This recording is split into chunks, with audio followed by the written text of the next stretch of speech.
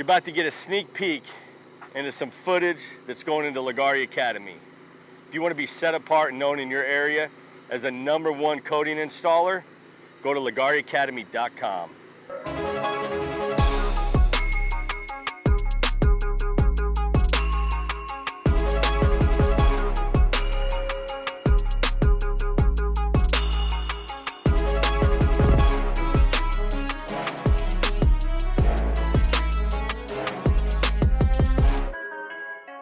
Nice thing about the flake floors, very forgiving. These are money makers. Always offer these floors in your arsenal of coatings.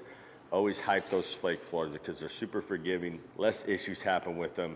They cover imperfections extremely well. They're super easy to come back and fix if you have an issue later on. Maybe something fails and chips and you got this little spot you got to go fix. Throw some flake in there, super easy to fix, right? Trey's getting ready. He's got 2 gallons of part A in all these buckets. This is all we need to mix. So once we're ready to go, all we got to do is add the part B, do the 3P2 mixing process, and we're dumping it out.